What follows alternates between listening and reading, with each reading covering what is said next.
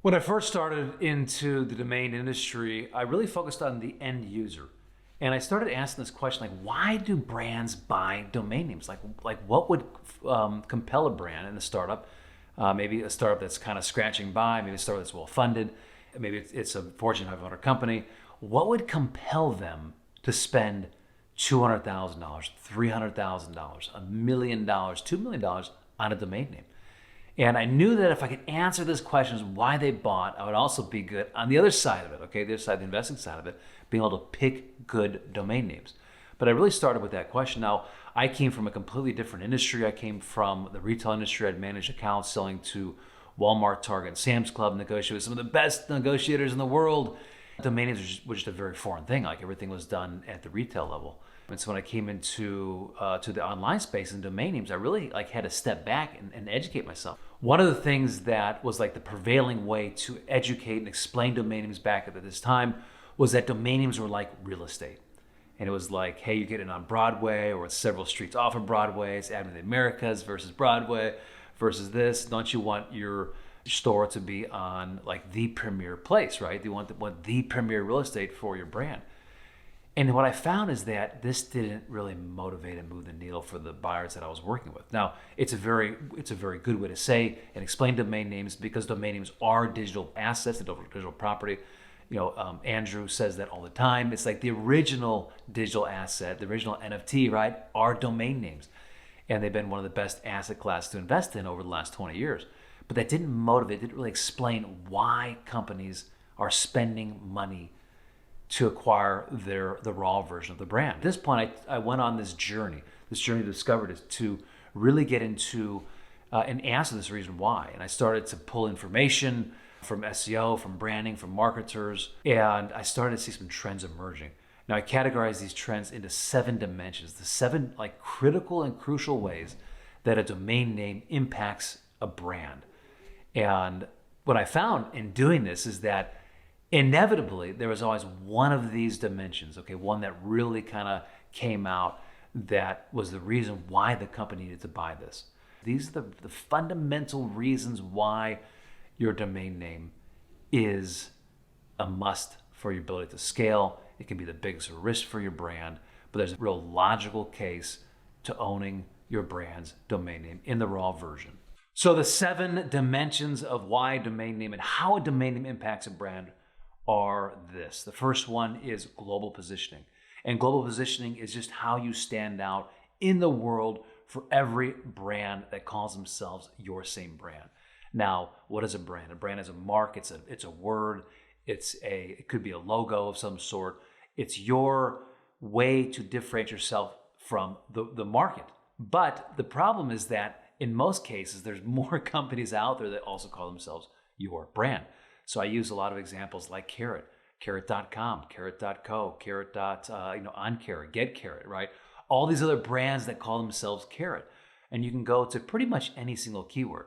Another great example I like to use is Kraken. Kraken Rum versus Kraken, the crypto exchange, right? Pick any keyword word, and this is global positioning.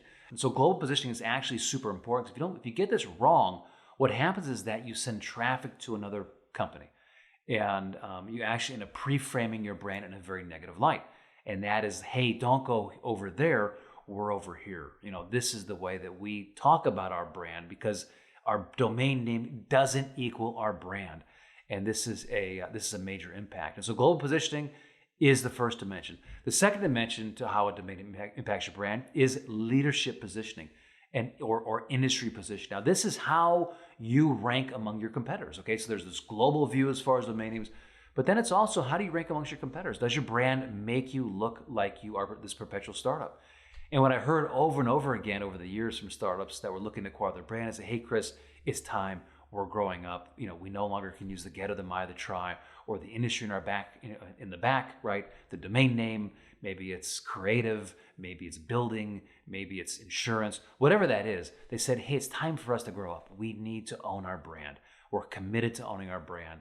And this is something that we are going to make happen. This declaration that we are the only brand that matters that calls themselves this, and that's industry positioning.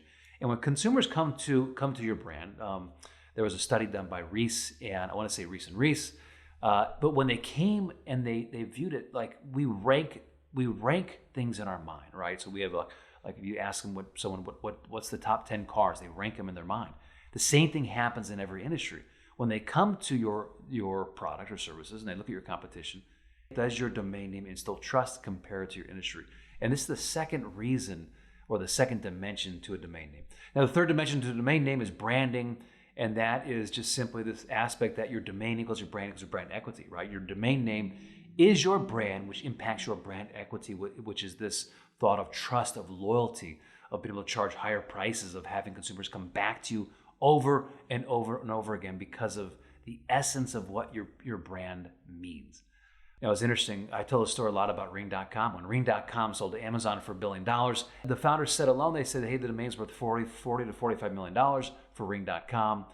And that was just the domain name alone and not just the brand equity. Now, we all know, Amazon probably, most likely, I always say, could have knocked this product off overnight. They could have knocked it off overnight by calling their suppliers, and they didn't because of this thing of brand equity. And your domain name is a very real integral part of that. And so what happens is that your consumers, they naturally, they almost, because that's the only interaction they have with your brand, they gravitate over to your domain name. And so your domain name is very important for your branding. Now, the next one is marketing. How you market to make sure that you're not putting traffic, creating this clear path for your consumers to interact with you. Now, it's interesting because one of the things today there's private labels knocked off everywhere. And one of the key indicators of that, and trust, is your domain name, right? As they see the product come across, let's say on a Facebook ad, they go back down, they look at your domain and say, hey, okay, is this someone I can trust? Or does this look like some fly-by-night, who knows what, kind of brand? And so it has a very real impact on the conversion for your marketing. There was one story of Hive.com. They said they had a 45% increase in their traffic overnight by acquiring Hive.com. And I believe there were Hive teams before that. I had another person reach out to me years ago. They said, hey, Chris, we're getting like 25,000 new visitors to our site every single day. We don't know what's going on, They dug into it and they realized that one of their competitors was actually doing a advertising marketing campaign and actually driving people to their site, actually driving it to the competitors. Your domain name is very important for your ability to market, your ability to create this simple and effortless path for your customers, in which that means profit, that means long-term customers, and it means trust for your brand. The fifth element is, the dimension is the ability for SEO. And we work with the top SEO companies in the world, and I can tell you that they value great domain names, domain names that have this inherent traffic ability to them, and traffic like instantly instill trust behind what they are. The sixth one is email security. Now, this one is a very interesting one. It's one that most people don't think about. Email security is it's very important because many times when your brand does not equal your domain name, your customers actually email that other person. But depending upon who owns that domain name, there can be a very real risk to your email security. In fact, we have many companies in the health industry that need to establish very robust email securities that'll buy their domain name solely for this dimension, solely for email security. So it's very important. It's one that's often overlooked, but you'd be surprised at how many emails actually are sent to the wrong company. You ask any domain investor, and they'll have dozens and dozens of stories of getting the strangest emails from the top venture capitalists. In that case, in that story, they were, they only sent it to one person, and that was the .com instead of .io. And so the company didn't even know they were getting these emails. The seventh and last dimension is your ability to scale. Now, this one is also a very important one. A lot of times when companies start off and startups start off, they're trying to bootstrap, and so they pick a domain that's very, very niche, and that allows them to carve out a niche and to get a foothold in the industry. But that doesn't allow them to scale. It doesn't allow them, as they gain dominance and they gain more share and they reach their threshold of share. Most companies, in fact, I would say every company needs to scale and continue to scale. A lot of times this equals more product offerings. Now, in this case, a great example of this would be Zen Payroll and Gusto. Zen Payroll actually rebranded to Gusto because they started to do more than just payroll, and they realized that their domain name was actually keeping them back because people only thought of them as payroll. There's a lot of good articles out there from the founder, so I'd encourage you to go and look at those articles. But the ability to scale could be one of the most important domains as far as the risk that you have for your brand. All these dimensions, when you go back and you look at these dimensions, they impact your brand at some level. Now, some are going to have a much more impactful, let's say, global positioning. Some are going to have more industry positioning. Some are going to have more like this ability to scale because they've tapped out and they realize that their domain name is actually now is actually a weight now that's keeping them from growing. So if you understand the 7 dimensions, you can justify your ability to acquire the perfect domain name.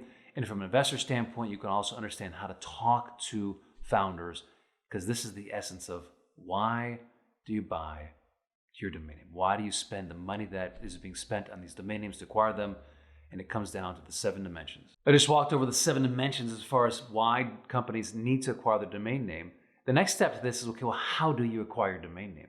In most cases, what happens is that a founder goes into an investor round, or they go into a board meeting, and their board of directors is like, hey, why don't you own your domain name? And that sends this this scramble out there to say, okay, now we have the funding, we have the backing. Many times those venture capitalists, many times the private equity, many times the board of directors actually have direct stories as far as the importance of a domain name, and they're able to instill this confidence in the founder to go out and acquire this because it is an asset and it is something that directly impacts the ability to convert your customers and a very simple path for your customers to interact with you. So the next stage to this is, well, now what do we do? How do we acquire our perfect domain name? Now, Mediaops, we have a 5-step approach to acquiring your perfect domain name. If you get this wrong, there's a very high likelihood that you're never going to acquire your perfect domain name. Now, I say that in one sense, it sounds very gimmicky, but you have to understand the complexity of domain names and why that's important. So the first step to this, the 5 steps in acquiring your domain name, is you need to know what domain name you want to acquire. Now, in most cases, this is the easiest step. The companies have already started off with some kind of domain name. Maybe they use a my or a try or a get in front. Maybe they've used a .io or .co or .net or .org, and they're looking to upgrade that to the .com. And so that's it's like the check mark. Now, if this is not the case, there's sites like Mediaops you can go to, dnx.com, where you can see, and we give you access to the best portfolio of domain names, the best selection of domain names that you'll never see in the market, because a lot of these domain names aren't actively being marketed, but options for you.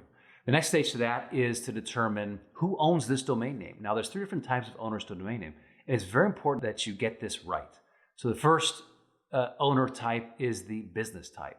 Now, depending upon the size of the business, this business could have gone through some kind of acquisition process where they acquired that. They could have gone through rebrand themselves. They could have bought that for a sub-brand that they have that they're looking to grow.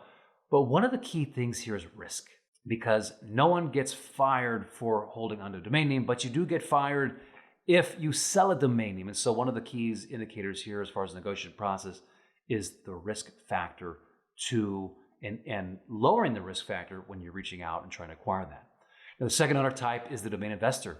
Now, this type of owner is exactly what it says. It's someone who buys domain names at a certain price and holds them to sell them at a higher price.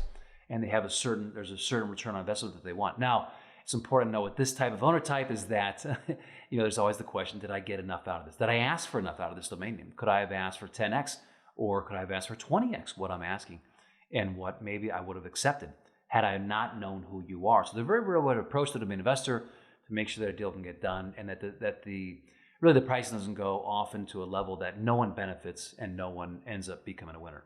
Now, the third owner type is the personal owner, and this is someone, and we come across this type of owner quite a bit, who's owned the domain name maybe for 15 and 20 years, and it really becomes like this badge. They go into their party and they say, hey, email me this email, and everyone's like, wow, how did you get that? That's amazing, right? Because they understand this is unique, and so it becomes part of their identity.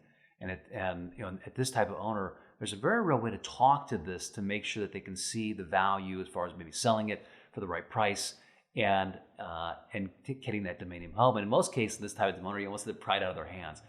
So the second step is who owns this domain name. The third step is what is the value for this domain name. Okay, now I often say in negotiations, everyone wants to pay nothing, right? And every domain owner wants to sell it for the stars. And so there needs to be a way to actually look at what is the market value for this, and then based on that market value for this domain name, what is the price that you could acquire this for. And sometimes those are the same. Sometimes they're very different. It all depends. I talk many times in my videos about market value, and I break this down into 3 pillars. The 3 pillars of market value. The first one is what is the raw equity that's out there. Now, earlier in this, I talked about 7 dimensions. I talked about SEO. Raw equity directly ties back to this element of SEO. It's like, what is the exact match search and what is the CPC? So in essence, what does the market value this keyword at? Now, if you take a domain like quilt.com, have several different companies that are called Quilt that aren't selling quilts, that's not the point. It's really what is the wind that's behind this domain name that makes this domain name valuable. It gets the raw equity. And there's an equation that we use. You can go to our site, you can see that equation. It takes into account this exact match search function, multiplied by over a year, the CPC, and it gets to a pretty accurate value for what this domain name is worth because there's actual money and dollars spent on this domain name. Now, the second pillar is brand equity, and that's how many brands are out there. And the more brands that are out there, the bigger that they are, the more equity that they have in this keyword, hence the more valuable this keyword is. And the third pillar is perceived equity. Now, when you're looking to acquire a domain name, you need to understand this. And this is oftentimes one of the reasons why we're not a good fit for helping companies, is because what it's going to take to acquire the domain name is like astronomically lower than what it's going to take to buy this domain name. And in many instances, like there would be domain investors lining up to buy it at the price that they want to buy it at. And so you have to realize there's a very real market for domain names. And based on the value of domain name, there's a limit to what it potentially could sell at, and there's a limit to what what the market kind of bears with this domain name. So that's the third pillar, is determining the value. If you get those 3 down and you understand those 3, then you can go out to the next stage for domain acquisition, and that's negotiation. It's very important in this negotiation process that you keep in mind the second buyer type. What is it going to take to get ours to the finish line and to negotiate this deal? Now, we've had negotiations that last anywhere from several days to years in negotiating domain name acquisitions and domain name sales. And so it all depends on the timing, the market, but negotiation will be the next stage for domain acquisition. And then the 5th and final stage is just closing it and getting across the finish line. And this is a stage in and of itself because in many instances, there's some acquisitions that we've done where you literally have to drag it across the finish line to get it across. So whether there's legal documents that need to take place, whether that is misunderstandings that happen, nothing is done until the deal is done, money's changed hands, and the domain has changed hands. Now, these are 5 dimensions to how to acquire a domain name. If you're interested and you have a domain name that you're looking to acquire for your brand, the raw version, depending upon the value, reach out to us and you can set up a free consultation meeting and we can help you to walk through this, give you some insights into the 5 steps to acquiring your domain name.